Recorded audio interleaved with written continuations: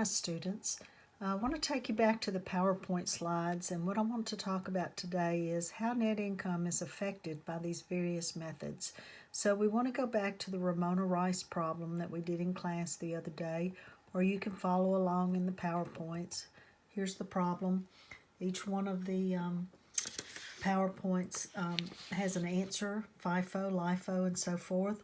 We also did this on our sheet. Okay. So I want to take us down to the sheet where I had worked this. It's on another video, so let's do that. I have made a little handout, and this is what I would have done if I was in class, and I would have put this on the board, but I did a little handout, and I put all of these methods across the top here, and I want to adjust this, so give me just a minute to adjust my camera. Okay. I want to start over here with FIFO and LIFO, and on the side I want to write out the basic income statement. Basic income statement, sales, okay, minus cost of goods sold, and that gives you your gross profit or gross margin. After that, you would subtract selling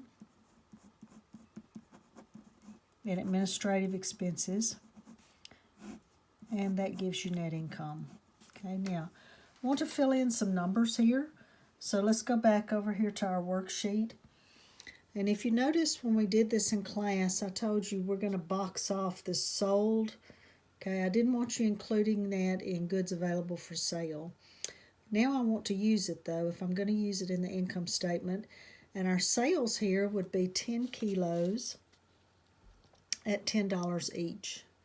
Okay, so we're talking about $100 there if we're selling the kilos.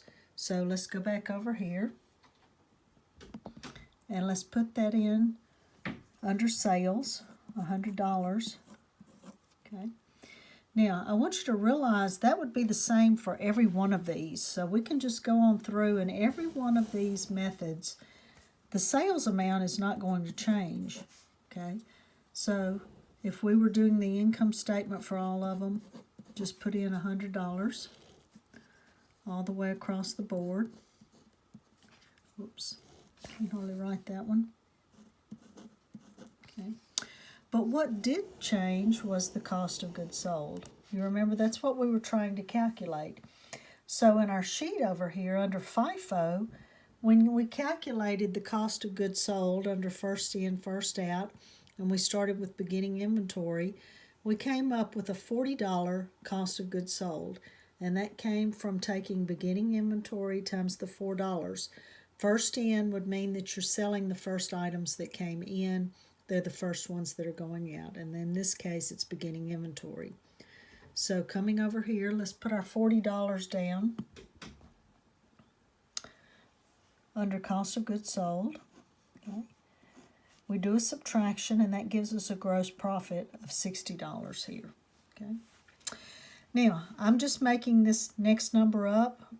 For all the way across the board, I'm going to just make up a number, and I'm going to say that selling and administrative expenses would be $5. Okay, and that's going to be the same for all of these methods. So you can go through, and selling and administrative, let's say, was $5 all the way across.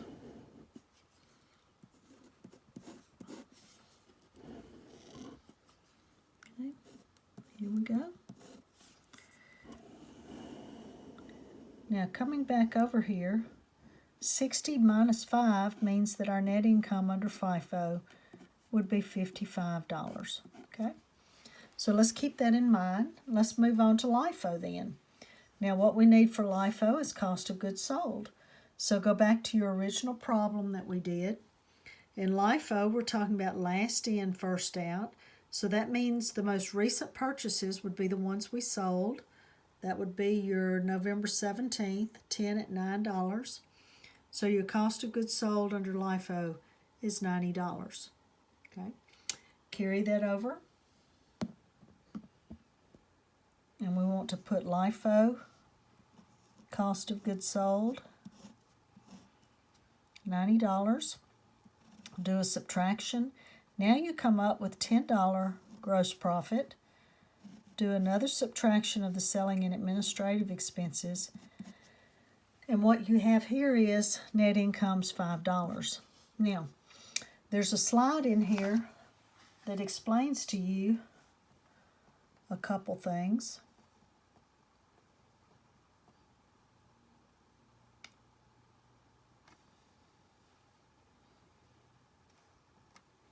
One of those was the fact that the Internal Revenue Service in the 1930s, 1939, set up LIFO so that it would reduce net income, and this was temporarily until you sold out your beginning inventory, and that would give corporations a break on taxes. Well, if you notice now, what you have here is you have a $5 net income, which is significantly lower than FIFO. So this method lowers net income and it lowers taxes.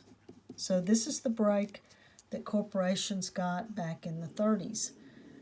Now, I mentioned to you that international standards do not acknowledge LIFO. They do not like it, and one reason is they don't do our taxes our way, okay? So this means nothing to them. The other reason is that LIFO tends to leave inventory. You may not ever sell that beginning inventory, and so it becomes obsolete, or if it's in the case of produce, it will spoil. So for those two reasons, LIFO is not accepted by international standards. So when we went and we looked at, where is it? Let's go back. This, okay? We saw that LIFO is used by only 30% of companies, whereas FIFO is the most used. Now, this was not the case 10 or 15 years ago. LIFO was up 76%. By all companies. So now that's switched because of the international standards. But FIFO is very popular, and I want to give you an insight as to why. If you were an investor and you were looking at financial statements, wouldn't you want to see a high net income like FIFO? So investors and bankers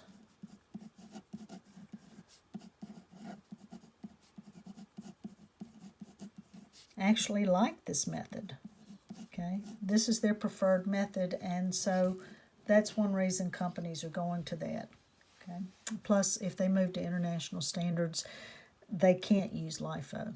Okay, now let's go on to average and see what happens with average here. Now we want to get cost of goods sold under average, so coming up here, going back to our problem, we found we had a formula, dollar value of goods available for sale divided by the units available. Goods available for sale we had calculated as $130, beginning inventory plus purchases, and then the number of units was 20. Okay, and you can't add in this last sold amount because those are the ones that we sold. Okay, those have nothing to do with the cost of goods sold right now. So at any rate, we do that division, 130 divided by 20. Okay, we get 650, and we multiply by the number sold. Now this is where that number comes into play. We multiply by the number sold. That gives you $65 for cost of goods sold. So let's carry that over here, and let's plug that in. Okay, and what we end up with now is $35 for our gross profit. Okay, subtract out your selling expenses, that's $5. It gives you $30 for net income. $30 for net income. Okay, now, this one is middle of the road. This one smooths out the differences, okay?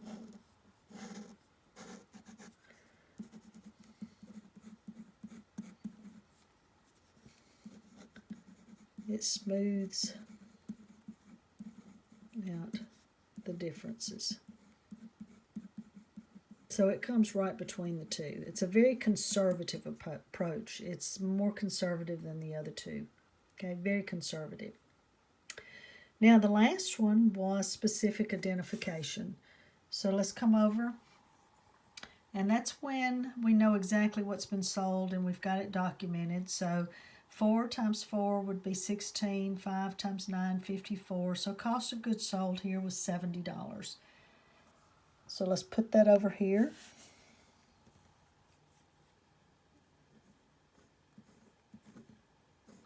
Do a subtraction. Gross profit's 30. And in this case, net income's 25. Now, there's no rhyme or reason to this. It will not fall in any of these categories as far as highest, lowest, middle of the road. It all depends. So there's no pattern here is my point. Okay, it stands on its own. There's nothing really significant other than you know exactly what you sold.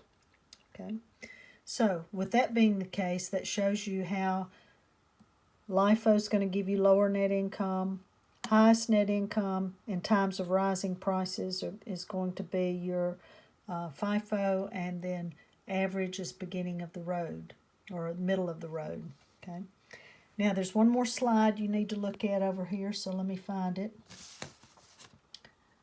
Currently we're on this one, so I want to go on down. All of the answers here are in this problem. This is the one I want to look at. Weighted average, we said, smooths out the price changes. Okay, FIFO gives you current replacement costs. That's because you're selling beginning inventory. So you have your newest inventory in your ending inventory. Let's just take a look. Okay, if you look at this, ending inventory was 90. That represents the most recent purchases. And LIFO better matches current cost and cost of goods sold. Okay, that means if you're doing the matching principle, whatever you sell, you want to match your current cost. So in LIFO, what you're doing is you're getting your most recent purchases. And that's going to be the $90 in cost of goods sold. Okay.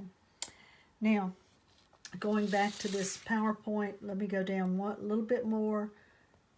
You have to be consistent here. And I wonder if I had this. I'm looking to see if I had all the answers here. Okay, as far as that income, let's see. This is where I did average. So I did it on each sheet rather than putting it together. Okay, so these net income figures, there's the $30 for average. Here's your net income of 5 for your LIFO. And then if you go to FIFO, it was 55. So I will also take a picture of this handout, and send to everybody and post it on Blackboard so that you can see the difference. With that, that's the end of today's lesson. We'll move on to something else next week. Take care.